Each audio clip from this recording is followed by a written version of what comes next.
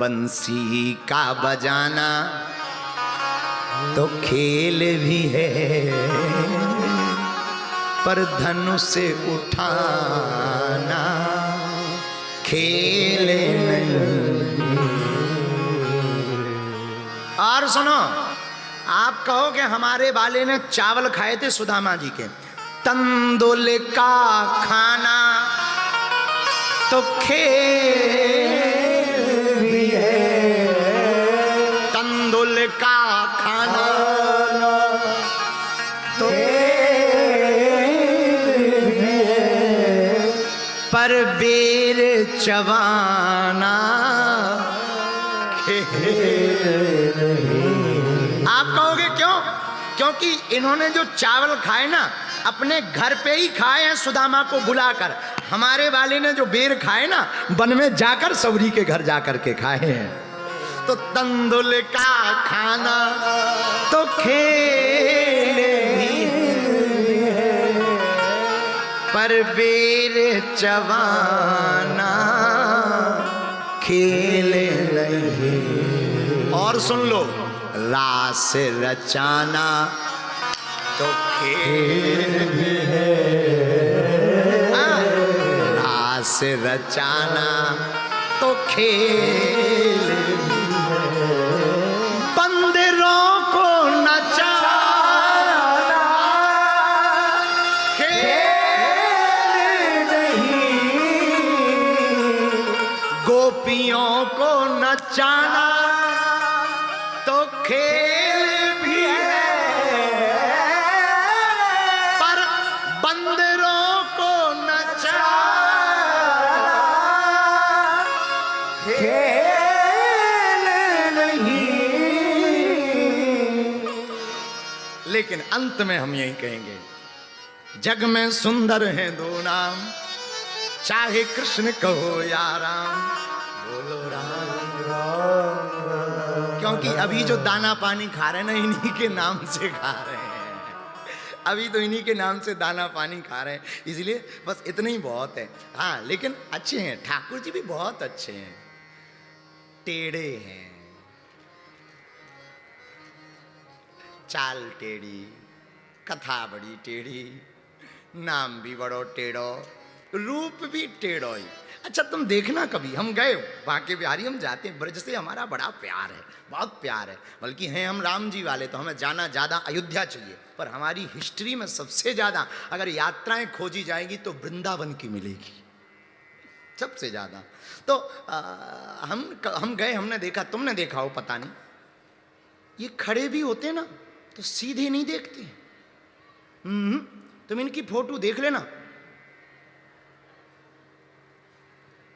इस तरफ कभी इस तरफ, कभी ऊपर की तरफ, सीधे। अपने वाले देख लेना तो सीधे एकदम अच्छे हैं, पर भैया टेढ़े हैं।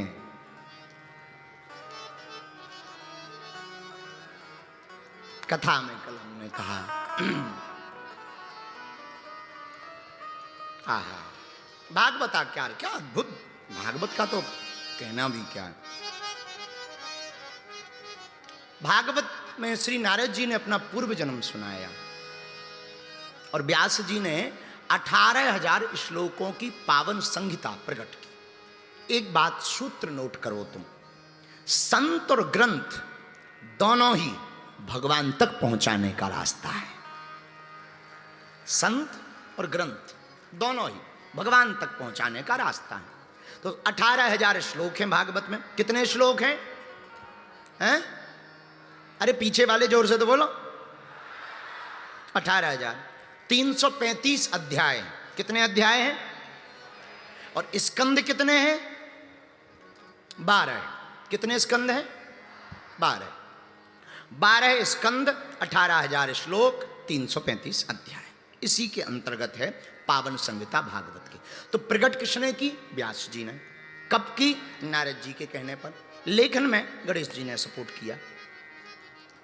अब भागवत का ग्रंथ का लेखन तो हो गया, पर भाई पुस्तक लिख जाए पर प्रचार ना हो तो लोगों तक पहुंचेगी कैसे?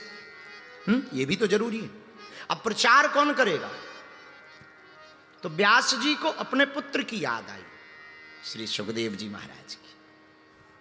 पर वो तो परमहंस हैं, बाल्यकाल से ही छोड़ करके चले गए, जन्मते ही, बालकाल नहीं, जन्मते ही।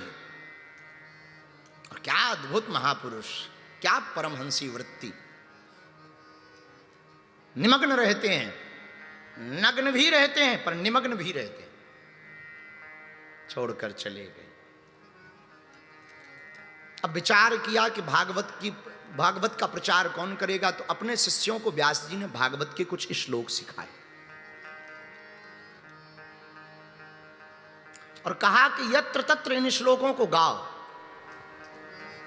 तो सुखदेव जी जो साधना करते हैं वो निराकार ब्रह्म की करते हैं। निराकार कौन?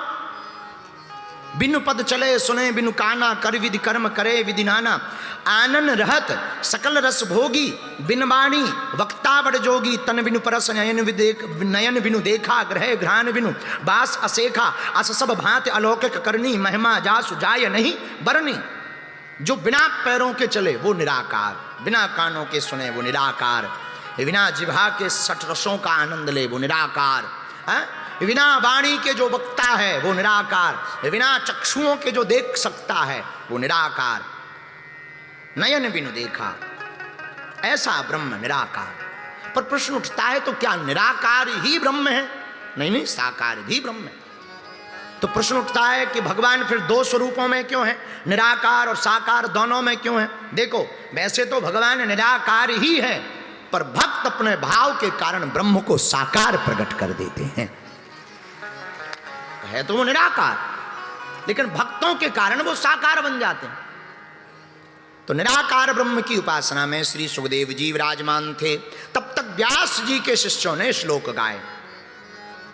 बरहा पीडम नटवर बपुः कर्णयो कर्णिकारम, बिभ्रतवासः कनिककपिशं वैजयन्तीं चमालां, रन्ध्रान् वेणोरधर सुधिया पूरयन् गोपवृन्दे, वृन्दारण्यं स्वपदरम्णं प्राविशद गीत कीर्तिः। भगवान के स्वरूप का वर्णन किया। और जब श्लोक गाया तो सुखदेव जी आश्चर्यचकित रह गए। अरे कोई इतना सुंदर, आंखें ऐसी, बाल ऐसे, कपोल ऐसे, कान ऐसे, अलकावलियां ऐसी, स्वस्ति तिलक ऐसा, कटी ऐसी, त्रिभंगी मुद्रा, वरहा पीडम नटवर बपु, नटवर की तरह है, रंध्रान वेणु, अधर पर वेणु है, वेणु मतलब बंसी। कोई इतना सुंदर, अरे बड़ा गजब का ब्रह्म है, इतना सुंदर है। पर सुखदेव जी के मन में आया, भाई सुंदर तो बहुत लोग होते हैं, अच्छा सुंदर कोई भी हो पर चरित्र ठीक ना हो, स्वभाव ठीक ना हो, तो सुंदरता का मतलब क्या? कोई बस हो बहुत सुंदर पर इंजन खराब हो, तो बस का कोई मतलब है क्या? कई बार ऐसा होता है कि मकान बाहर से बड़े सुंदर दिखते हैं पर भीतर जाओ तो वहां पे चूहे दौड़ रहे होते हैं। एक जगह एक आदमी किराए का कमरा लेने के लिए गया, तो किराए का कमरा, मकान बहुत सुंदर था, अंदर गया एकदम खस्ता हाल, जगह जगह चूहे दौड़ रहे। तो बाहर आकर के मकान मालिक से बोला, और तो सब ठीक है, तुम्हारे कमरे में बहुत ज्यादा चूहे दौड़ते हैं। तो बोले 560 रुपया में तो चूहों की ही दौड़ देखने को मिलेगी, घोड़ों की नहीं मिलेगी। लो, हाँ, ऐसे भी लोग, तो बाहर से कई लोग बड़े सुंदर होते हैं, स्वरूप बड़ा सजाज बजा लेते हैं। कई लोग हमने भी ऐसे देखे, बोलने में बड़े मीठे, एकदम मीठे, सामने मिलेंगे, हो महाराज, अरे मोरो महाराज, अरे मोरो महाराज, और पीठ पीछे हैं अपनो पट्ठा है, अपनो पट्ठा है, आओ, अरे अपने आओ, अरे गजब लोग हैं भाई। तो कई लोग ऐसे होते हैं कि सामने तो बड़े प्यारे होते हैं, कई लोगों की वाणी बड़ी अच्छी होती पर स्वभाव बेकार होता। तो सुखदेव जी ने भी वैसे ही सोचा कि कोई इतना सुंदर बरहा पीडम नटवर वपुः कर्णयो कर्णिकारम, पर अगर केवल स्वरूप सुंदर हो, स्वभाव सुंदर ना हो तो किस काम का। तब तक दूसरे शिष्य ने दूसरा श्लोक गाया, अहो बकीयम। बकी नाम बकासुर, बकासुर की बहन का नाम पूतना। अब ठाकुर जी का स्वभाव देखना कितना सुंदर है, स्वभाव इतना सुंदर है कि बकासुर की बहन पूतना मारने के उद्देश्य से भगवान के पास आई, पर धन्य है हमारे ठाकुर जी का स्वभाव। पूतना मौसी अपने स्तनों में कालकूट नामक विष लगा कर आई, कालकूट नामक विष का तो पान किया, उद्धार तो किया ही, पर जो गति यशोदा मैया को दी वही गति पूतना मौसी को भगवान ने दी। बताओ, हम तुमसे ही पूछते हैं, कोई तुम्हें मारने पीटने आ जाए तो तुम माताजी बनाओगे, माताजी पिताजी बनाओगे कि आइए पिताजी आप डंडा मत मारिए, हैं? पर धन्य है ठाकुर जी, मारने के उद्देश्य से आई पूतना मौसी जी। पर वाह, हमारे गोविंद का स्वभाव देखो कितना अद्भुत स्वभाव है। जो गति यशोदा मैया को दी वो ठाकुर जी ने पूतना मौसी को दी। अहो बकीयम स्तन कालकूटम जिघांसया पाय आहा, धन्य है। सुखदेव जी ने जब दूसरा श्लोक सुना, हो किसी का स्वभाव इतना प्यारा, तब तो फिर और प्रसन्न हो गए। भैया कोई इतना सुंदर है, तो दोनों बालकों को बुला के कहा, भैया ये जो इतने प्यारे प्यारे आप श्लोक सुना रहे हो, ये और श्लोक आते हैं क्या? तो दोनों बालक बोले, महाराज हमको तो इतने ही आते, पर हमारे गुरुजी के पास ना 18,000 श्लोकों की संगता है। अच्छा, हाँ, क्या नाम है तुम्हारे गुरुजी का? महाराज हमारे गुरुजी का नाम है श्री वेदव्यास जी। ओ पिताजी, भागे भागे गए। अब बताओ, जो सुखदेव जी पिताजी को छोड़ करके वन में चले गए थे, भागवत जी का ऐसा प्रभाव हुआ कि लौट कर सुखदेव जी पिताजी के पास आ गए। यही हम तुमसे कहना चाहते हैं मेरे प्रियजनों, अगर कोई छोड़कर तुम्हें चला गया, अगर कुछ तुमसे छूट गया, कुछ संपत्ति यश कीर्ति वैभव, तो घबराओ मत, भागवत का सहारा ले लो। जब व्यास जी के पास छोटा हुआ भागा हुआ पुत्र वापस आ सकता है, तो तुम्हारे पास भी खोया हुआ सम्मान वापस आ सकता है। हाँ, अरे सुखदेव जी आए हो? जी पिताजी, हमने सुना आपके पास में कोई संहिता बहुत अच्छी है, कोई श्लोकों की। हाँ, 18,000 श्लोकों की संहिता है। तो व्यास जी ने तो बनाई भैया जलेबी, पर जलेबी मीठी कब लगेगी? जब चाशनी में डुबाई जाएगी। अब कोई जलेबी भर बना के दे दे, लो भैया पाओ, तो पा तो लो, अरे महाराज मीठी नहीं है, एकदम फीकी फीकी है। तो जलेबी मीठी कब होगी? जब शक्कर की चाशनी में जलेबी को डुबाया जाएगा, तभी जलेबी मीठी होगी। हाँ जी या ना जी? बोलो हाँ जी। उसी प्रकार व्यास जी ने भागवत लिख करके बना दी जलेबी, पर सुखदेव जी ने अपने हृदय रूपी चाशनी में भागवत जी को डुबोया, तो इतनी मीठी हो गई कि आज तक हजारों बार हम भी गा चुके, तुम भी सुन चुके, और जितनी बार सुनो उतनी बार नई नई लगती है, मीठी मीठी लगती है। यही कथा का प्रभाव है।